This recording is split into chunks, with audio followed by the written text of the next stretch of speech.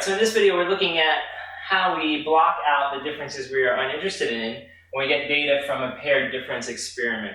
So this is going to be the procedure we use in the matched paired t-test or the dependent t-test, whichever way you call the procedure. The data that I have here is from an experiment where we took 5 students and we gave them an exercise regime that's going to help them to do pull-ups. So we measured their ability to do pull-ups before we gave them the exercise regime. In that case, we see that the first student was able to do 8 pull-ups, the last student 10, and then all the stuff in between, right? And then we give them a 2-week exercise regime to follow, and then we have them come back in and do pull-ups again for us. And we're testing to see if there's an improvement in their ability to do pull-ups based on this exercise regime that we've put them on. So they had 2 weeks to basically improve their pull-up score, pull-up test score. All right, now let's talk about what we'd be interested in here. We'd be interested in testing, I believe, the differences between the before and after scores because we want to know if our exercise program works, right? We want to know if it helps people achieve more pull-ups. We don't really care about the fact that, say, student 3 is much worse at doing pull-ups than student 5, right? We don't care about that. We know that that's true. We know there are differences between students' ability to do pull-ups. What we're interested in is figuring out whether our exercise regime actually improves the ability of these students to be able to do pull-ups. So I'm going to want to block out the differences that I'm uninterested in. I don't want to consider the fact that the students are different from one another. I only want to look at the differences between the before and after scores. So the way we do this is actually to subtract the scores from one another. So we subtract each person's before and after score, and we come up with a new set of data called the differences. So I'm going to put that down here and create a new row to our table. So the differences will go here at the bottom. And it's going to be our choice how we do the subtraction. I'm just going to do before minus after. So I'm going to do before minus after. You might go after minus before. It doesn't matter as long as you're consistent with the way you do it and as long as you remember how you did it later on. So let's do the subtraction here. 8 take away 12, I'm going to get negative 4. 3 take away 5, I get negative 2. 0 take away 2, I get negative 2. 1 take away 2, sorry, is negative 1. And 10 minus 13 is negative 3. So those are my results. Those are my differences. And what we've done is we created basically a new set of data that we will work with that will help us to come up with our decision, which is whether the after results are in fact better than the before results. And the new set of data we can actually summarize. We can say, look, we have a number of values, we have a sample mean for that set of values, and we have a standard deviation for that set of values. So we're actually going to take this complicated set of data, the before and after results, and condense them into one useful set of data, which is basically the differences. And what this set of data has done is it's kind of ignored the differences between these individual students, and it's only focusing on the differences that occur before and after this exercise regime.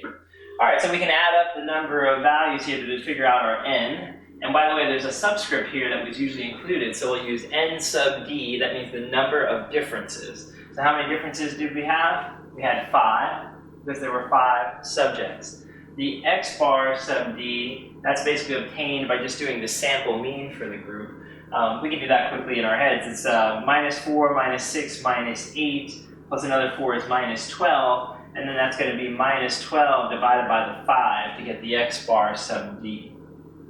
So x bar sub d is minus 12 fifths, and if you work that out, the 5 goes in there evenly twice, so that'll give you 2 and 2 fifths. And 2 fifths is the same as 0.4, so minus 2.4. Minus 2.4.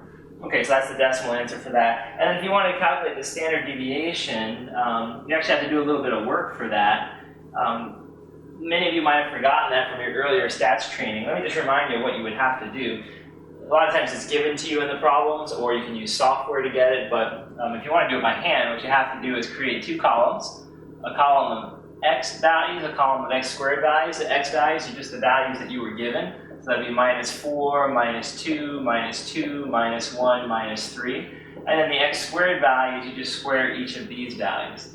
So it's 16, 4, 4, 1, and 9. Remember, when you square negative numbers, they become positive. Then our goal would be to total these up to come up with some totals. The total that we would get here is called the summation of x. because we would get it by summing the x column. The total here would be called the summation of x squared, and you would get that here by summing that. So I actually have included a video of this on our website, so you can just go and watch that video to see how to calculate standard deviation from a set of numbers. But this is basically the idea of what you would do. Let me just go a little further with this, and then I'll tell you the answer for the standard deviation.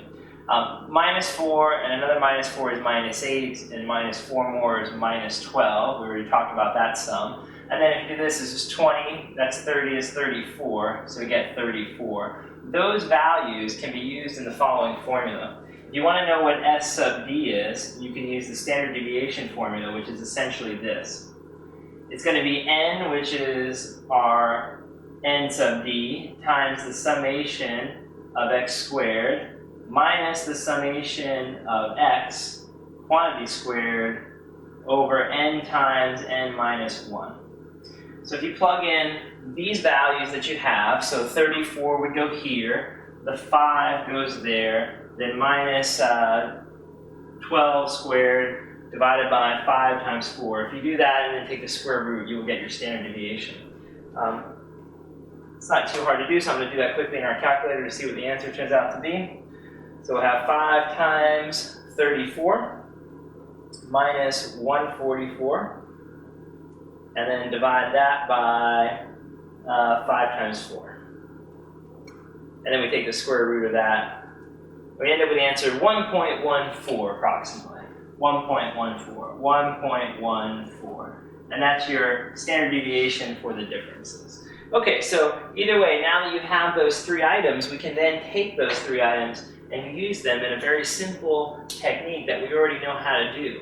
We will basically use them the way we would use any kind of t set of data. So I say t because we have a small sample size here, and so we will generally use the t distribution to work with this. But if you want to use this data for hypothesis testing purposes, you can use a t-test basically now using that data. If you want to use this data for a confidence interval, that's fine. You do a confidence interval using a t-critical value, but you use this data to do that. We have plenty of example problems to show how that's done, but the main thing that you want to take from this video is that when you're given this data from the paired difference experiments, when it has this before-after type setup, you want to create a difference row, subtract those values, get your differences, come up with these summary data values, and then do whatever they ask you to do with the data after that. So if they ask you to find a confidence interval, you would use this information to construct the confidence interval. If they wanted to do a hypothesis testing, you would use this as your data for the hypothesis test.